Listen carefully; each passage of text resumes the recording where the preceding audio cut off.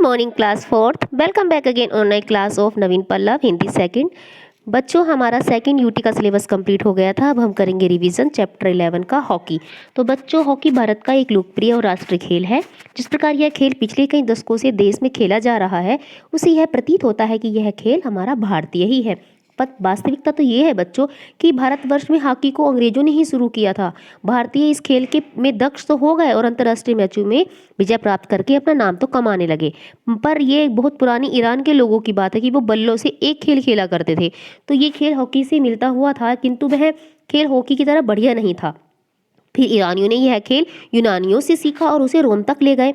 और सन 1921 में एथेंस में हुई खोज के आधार पर इस बात की पुष्टि हो गई कि यूरोप में यह खेल पूरब पहले से ही खेला हुआ था।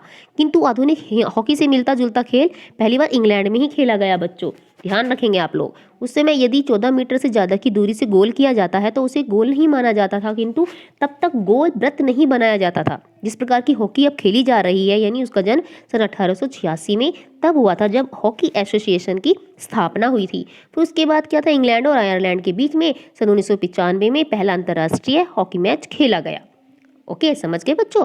तो हॉकी का खेल तो दो टीमों के बीच में खेला जाता है मैदानों में। तो प्रत्येक टीम में 11-11 खिलाड़ी होते हैं और प्रत्येक टीम गोल करने का प्रयत्न करती है। तो हॉकी का मैदान लगभग 92 मीटर लंबा और 52 से 56 मीटर चौड़ा होता है।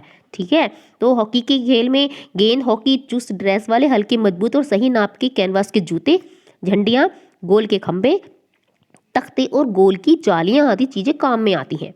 याद रखेंगे। फिर हॉकी का खिलाड़ी स्वस्थ और मजबूत होना चाहिए। उसमें इतनी शक्ति होनी चाहिए कि वह 2-3 घंटे में थके ना, बल्कि उसे खेलता रहे एकाग्रता के साथ, है ना। उसमें फुर्तीलापन होना चाहिए। उसमें तुरंत निर्णय लेने की, डिसीजन लेने की शक्ति होनी चाहिए। मजबूत होना चाहिए अपने फैसले पर। इसके हॉकी के खेल में ये सब कुछ जरूरी है। अकेला खिलाड़ी तो कुछ नहीं कर सकता, लेकिन ड्रिबलिंग से दर्शकों को मुग्ध करने की एक गुण होना चाहिए। वर्ष 1908 में हॉकी को ओलंपिक खेलों में शामिल कर लिया गया और उस वर्ष जो अंतर्राष्ट्रीय प्रतियोगिता हुई थी बच्चों, उसमें England, Scotland, Wales, Ireland, Germany, France के लोगों ने भाग लिया। पहले तो हॉकी के खेल में बहुत मनोरंजन प्रदान करने की तरफ ध्यान दिया जाता था, लेकिन अब ये खेल जो है विक्ट्री और फेलियर के बीच में खेला जाता है, यानी कौन जीतेगा और कौन हारेगा। तो भारत ने ओलंपिक हॉली हॉकी में सन 1928 में पहली बार भाग लिया था भारत ने, और अंतिम स्पर्धा में हॉलैंड को 30 गोल से पराजित करके हॉकी जगत में अपना नाम कमा लिया था। फिर 4 वर्ष के बाद लॉस एंजल्स में भारत ने फिर से स्वर्ण गोल्ड मेडल प्राप्त कर लिया बच्चों।